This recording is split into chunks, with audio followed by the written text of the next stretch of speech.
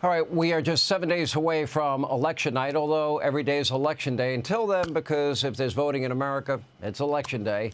Earlier today, I sat down with former President Trump for an exclusive interview. Here's part one of that interview. Mr. President, great. Thank you. This will be, we're 1 week from today's election day, the last interview I will ever have with you as a candidate. I'm sure you're probably not thinking about that yet. Well, not really, but it's a little bit sad. We've been together a long time as a candidate. Now we can be together maybe toward making America great again, because we have to do that. You know, it is amazing. With 1 week to go, how are you feeling about the race?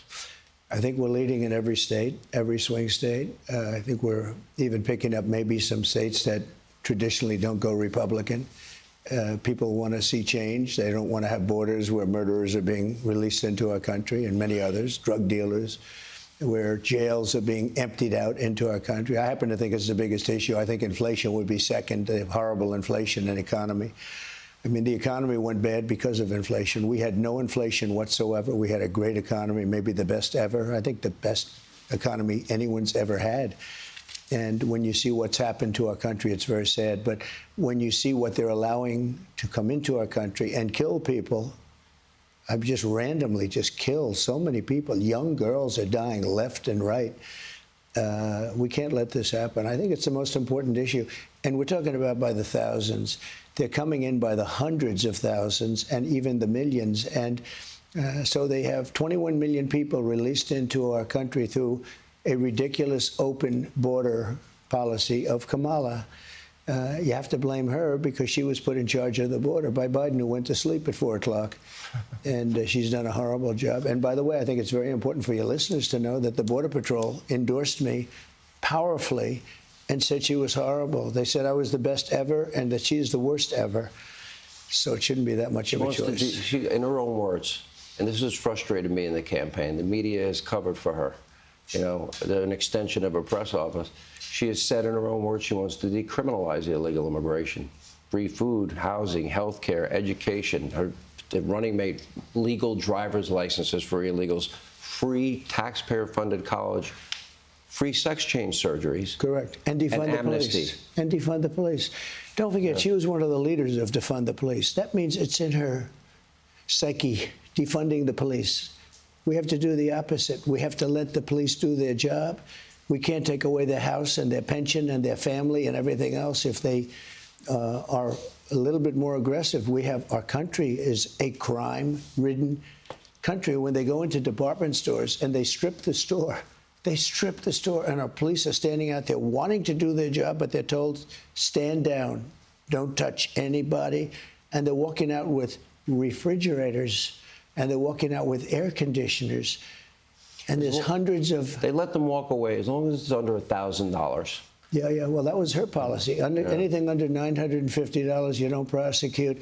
But really, it's much worse. They don't prosecute anyway. The only ones they go after is me, people like me. They go after Catholics.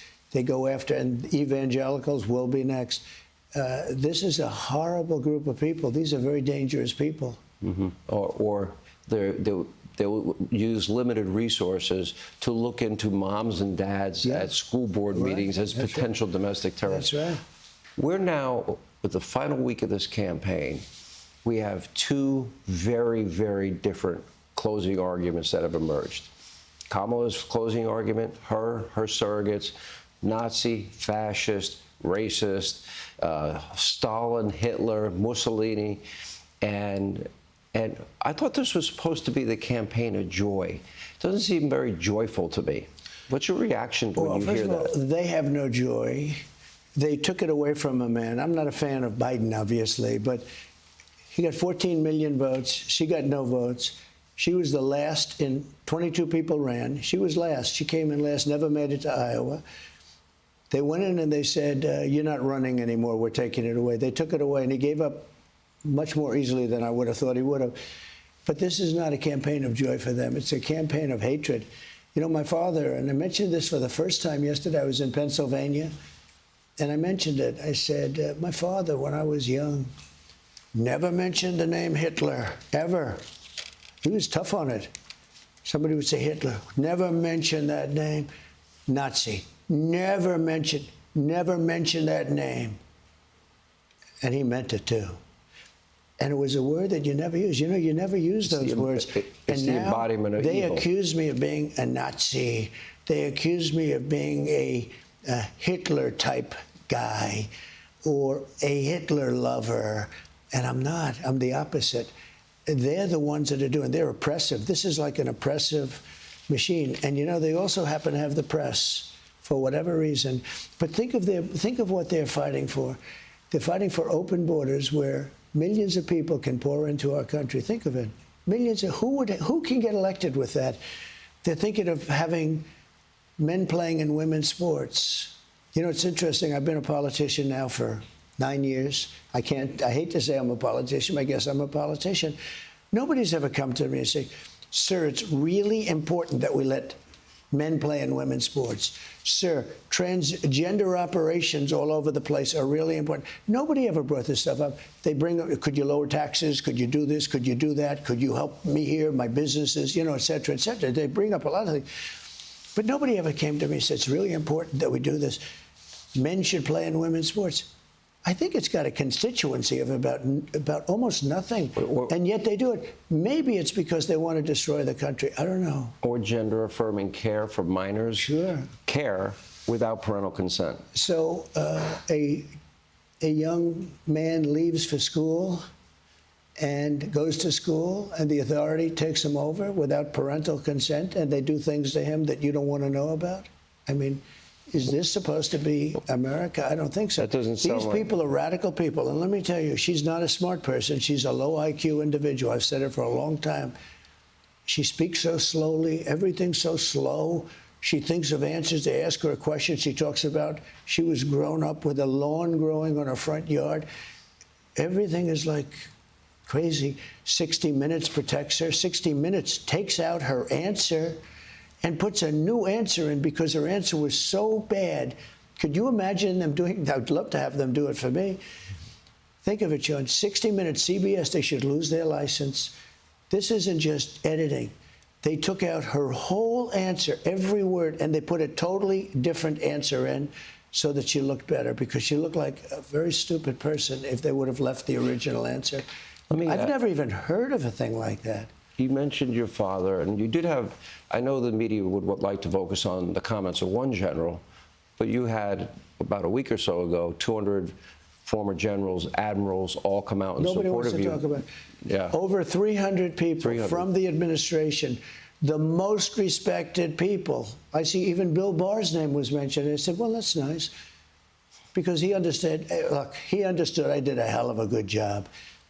And so did everyone. They signed a document. Over 300 people. The press will not put it out. I'm so glad you asked. Thank you for asking this question. But I had over 300 of the top people from intelligence, generals, everybody, from the administration saying Trump was a great president. But the press won't put that out. They just don't. Look, we have a very, very corrupt and dishonest press.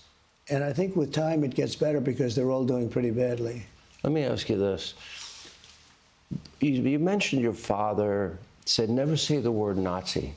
And you even have NBC News comparing Madison Square Garden to the Nazi rally, and I'll get to MSG in a second, and I'll get to your closing arguments.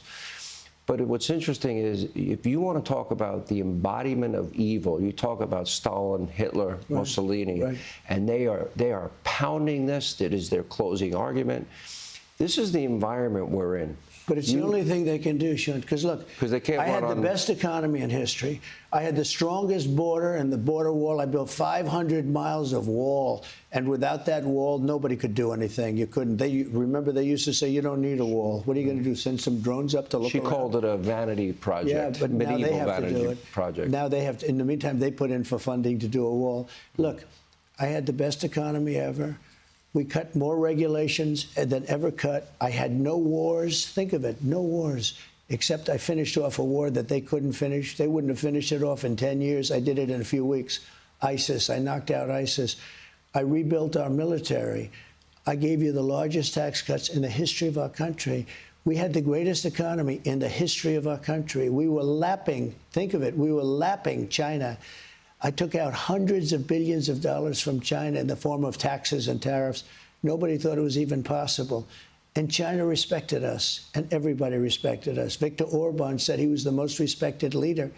And now we have these clowns that look so bad. They make us look so bad. Nobody can believe what's happened to our country. If their closing argument and their surrogates are doubled down and tripled down and quadrupled down on Nazi, fascist, think of the environment we're in. In Butler, Pennsylvania, you came within a millimeter of being murdered, assassinated. No. We had Trump International. You had a would-be assassin in the bushes with an AK-47 with a scope on it. This is the environment we're in. I am told, you can confirm if you want or not, Iranian hit squads are in this country that want to assassinate you. And you have an entire establishment in the Democratic Party. Kamala's not telling them no. She herself is using some of these words. Tim Walz is using these Nazi analogies. And in light of the environment and what has happened and assassination squads being here, I mean, what is your reaction to the fact that they won't stand up morally and say, stop with the Nazi fascist garbage and let's argue on the issues of the day, and whoever wins, wins? They only go after consequential presidents. I'm very consequential. I make China pay. I had Iran ready to make a deal. They would have done anything. Now they have $350 billion. They were broke with me. And I would have been very good to Iran. They had to have one thing: no nuclear weapons. You can't have nuclear weapons. Nuclear weapons are the greatest danger to our country going forward, to the world going forward. It's not global warming. I'm an environmentalist. I do great things. We had the cleanest air. We had the cleanest water. But if the ocean rises 1/8 of an inch over the next 500 years, we'll handle that. What we don't want is global warming of the nuclear variety, and that could happen tomorrow. Hey, Sean Hannity here. Hey, click here to subscribe to Fox News YouTube page and catch our hottest interviews and most compelling analysis. You will not get it anywhere else.